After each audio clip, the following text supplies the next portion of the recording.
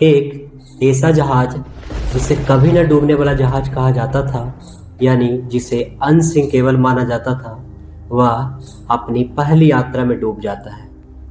तो हम बात कर रहे हैं आरएमएस टाइटैनिक की, जो व्हाइट स्टार लाइन कंपनी द्वारा बनाया गया था, जिसके कैप्टन थे एडवर्ड स्मिथ, जो अपनी पहली यात्रा 10 अप्रैल 1912 को साउथहैम्पटन से न्यूयॉर्क के लिए निकला था। लेकिन 14 अप्रैल की रात एक विशाल आइसबर्ग से टकराने के बाद 15 अप्रैल 1912 को अटलांटिक ओशन में डूब गया। टाइटैनिक को आइसबर्ग से टकराने से पहले कई बार चेतावनी मिली थी।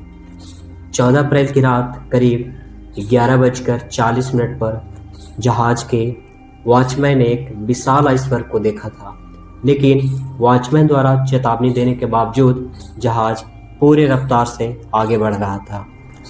इस जहाज को कभी भी भूला नहीं जा सकता, क्योंकि यह अपने समय का सबसे बड़ा समुद्री जहाज था। इस जहाज का निर्माण 31 मार्च 1909 से शुरू हुआ था और 26 महीनों के अंदर, यानी 31 मई 1911 को पूरा तैयार किया गया। जब यह जहाज बनकर तैयार हो गया था, तो इसे देखने के लिए लगभग 1 लाख से ज़्यादा लोग आए थे।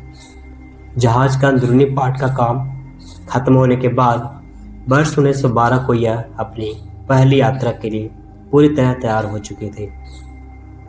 आरएमएस टाइटैनिक एक रॉयल मेल शिप था, जो 3500 बस्ते भरकर चिट्ठियां ले जा रहा था और इसमें सवार सभी यात्री काफ़ी एक्साइटेड थे। यह उस समय का सबसे विशाल और लग्जरियस जहाज था, जिसमें यात्रियों के सुविधा के लिए तरकीबात, जिम, रेस्टोरेंट और आलीशान केबिन मौजूद था। इस जहाज की टिकटें भी काफ़ी महंगी थी। यह जहाज इतना बड़ा था कि इसमें 3300 लोग आसानी से सफ़र कर सकते थे। जब टाइटैनिक 10 अप्रैल 1912 को साउथहैम्पटन से न्यूयॉर्क के लिए निकला था, और ठीक इसके 4 दिन बाद जो हुआ वो आज भी इतिहास के पन्नों में दर्ज है। 14 अप्रैल 1912 की रात सभी लोग जहाज में चैन की नींद सो रहे थे। तभी अचानक टाइटैनिक की एक आइसबर्ग से जोरदार टक्कर होती है और धीरे धीरे जहाज के निचले हिस्से में पानी भरने लगता है। टक्कर इतनी जोरदार थी कि जहाज के मुख्य बॉडी की आधी लंबाई तक सुराग हो गया था। ऐसी परिस्थिति में पानी छत तक पहुंच गया था।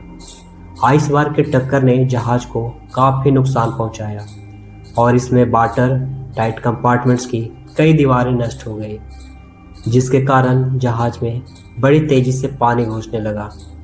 इसके करीब 5 वाटर टाइट कमरों में पानी भर गया था। टक्कर के बाद जहाज के ढांचे में भी बदलाव आ गया था। दरवाजे बंद नहीं हो रहे थे। उस वक्त भी टाइटैनिक शुद्ध स्टील से बनाया गया था, लेकिन तब का और आज के स्टील जितना मजबूत नहीं होता था।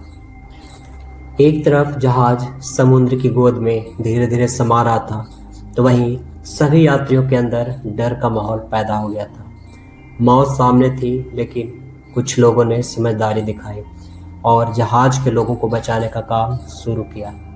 महिलाओं और बच्चों को पहली प्राथमिकता दी गई और जहाज में मौजूद लाइफ बोट से सभी को उतारा जाने लगा। केवल 2 घंटे बचे थे जहाज को डूबने में और हर एक सेकंड लोगों के लिए कीमती होता जा रहा था। जहाज पर लगभग 2200 से अधिक लोग सवार थे, जिनमें 1300 से अधिक यात्री थे और 900 के करीब क्रू मेंबर सवार थे, जिसमें लगभग 1500 से अधिक लोगों की मौत हो जाती है। सबकी जान बच सकती थी, लेकिन जहाज पर सिर्फ 20 ही लाइफ बोट थे। इस दुर्घटना के बाद समुद्र पर लगभग 300 से अधिक लोगों की लाशें तैर रही थी। बाकी लाशें कहाँ गई, कुछ पता नहीं चला।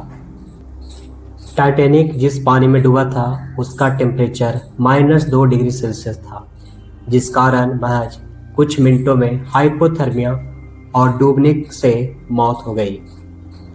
माना जाता है कि जहाज में मौजूद म्यूजिशियन इसके डूबने तक म्यूजिक बजाते रहे, जिससे मरने जा रहे लोग अपने आखिरी समय को खुशी से बिता सके। टाइटैनिक जहाज का डिजाइन कुछ इस तरीके का था कि इस पर आराम से 64 लाइफ बोट लाई जा सकती थी। लेकिन इसे अनदेखा किया गया और सिर्फ 20 लाइफ बोट हिलाई गई।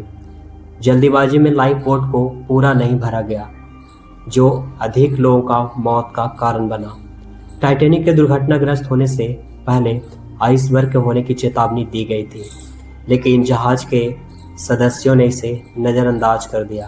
कहते हैं कि आइसबर्ग देखने पर ऑफिसर्स ने 30 सेकंड पहले इंजन को रिवर्स चलाने का ऑर्डर दिया था, पर आइसबर्ग से बचने के लिए यह काफ़ी नहीं था।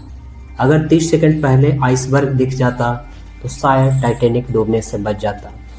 टाइटैनिक का मलबा 1 सितंबर 1985 को अटलांटिक ओशन के समुद्र के सरफेस पर 2600 फीट नीचे मिला था।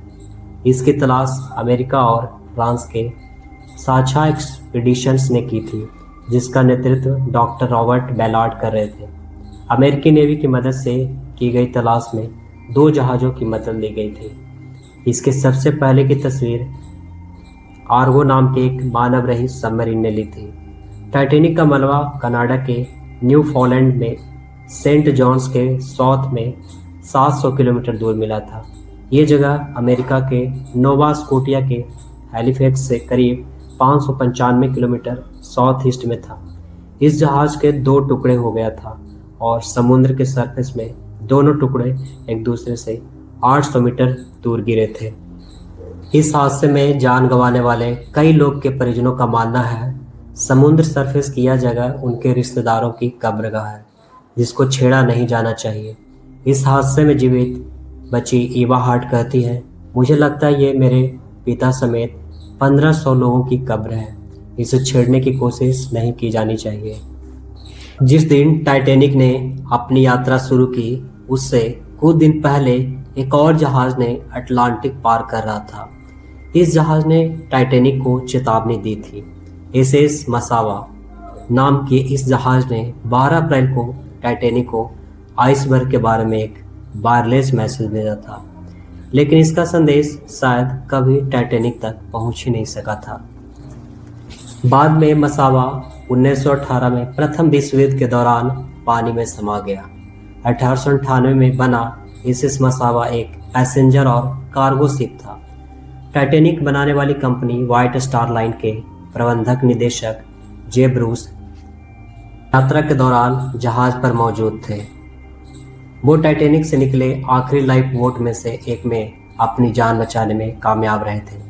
बाद में उन्होंने जांच के दौरान अमेरिकी सीनेट को बताया था कि जिस वक्त जहाज आइसबर्ग से टकराया वो सो रहे थे। उन्हें कैप्टन स्मिथ से पता चला कि जहाज का डूबना लगभग तय है। उन्होंने बताया कि कैप्टन स्मिथ ने उन्हें दूसरे एक जहाज से मिला एक टेलीग्राम दिखाया था, जिसमें आगे के रास्ते में आइसबर्ग की चेतावनी दी गई थी।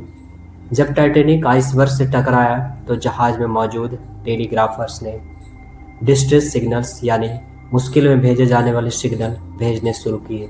जिन कुछ लोगों ने सबसे पहले ये सिग्नल पकड़े उनमें से एक थे 4800 किलोमीटर दूर साउथ वेल्स के रेडियो ऑपरेटर आर्थर मूर।